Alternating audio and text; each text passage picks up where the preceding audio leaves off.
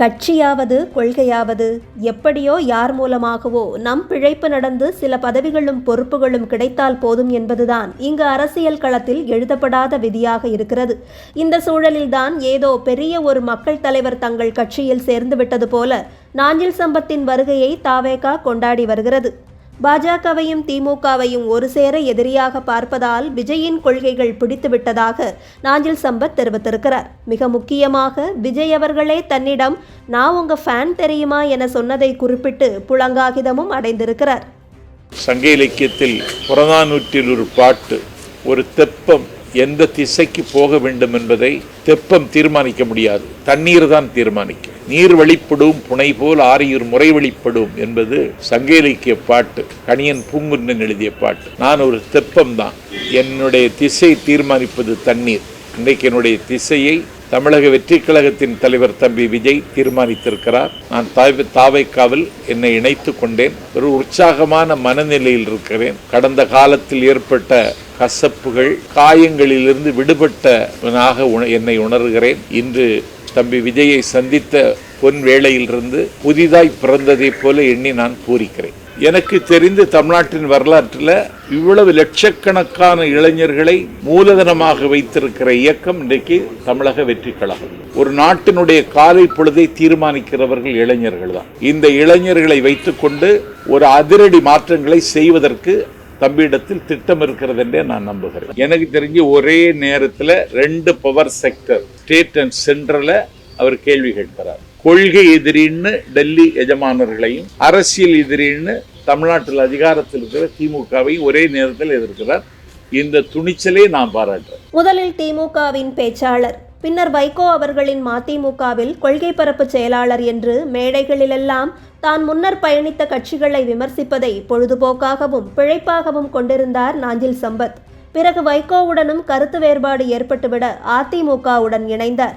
புரட்சி தலைவி இவருக்கு தமிழகம் முழுவதும் பயணம் செய்து மேடை பேச்சுகளில் ஈடுபடுவதற்கு ஒரு காரும் வழங்கி இருந்தது நினைவு கூறத்தக்கது. அதிமுகவில் கொள்கை பரப்பு செயலாளராக பலம் வந்த இவரை 2016ஆம் ஆண்டு புரட்சி தலைவி அவர்கள் பதவியிலிருந்து விலக்கிவிட்டார். பின்னர் டிடிவி தினகரன் அவர்களுடன் இணைந்து பணியாற்றிய பிறகு அமமுகவில் அண்ணாவின் பெயர் இல்லை, திராவிடன் இல்லை என கூறி அங்கிருந்தும் விலகி மீண்டும் திமுக ஆதரவு நிலைப்பாட்டையே எடுத்தார்.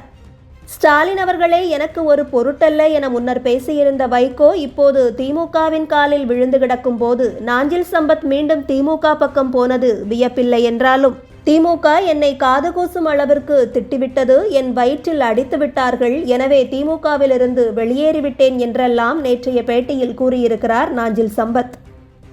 குடும்பத்திற்காக கட்சி நடத்தும் கருணாநிதியின் வீழ்ச்சி ஜெயலலிதாவின் கைகளில்தான் என பேசிய நாஞ்சில் சம்பத்தின் அதே நாக்குதான் 1000 பிறை கண்ட கலைஞரின் தலைமையில் நல்லாட்சி மலர பாடுபடுவோம் என்று திமுகவையும் திரு கருணாநிதியையும் போற்றி துதிபாடியது. மதிமுகவை அலட்சியப்படுத்திவிட்டு தமிழகத்தில் யாராவது ஆட்சி அமைக்க முடியுமா?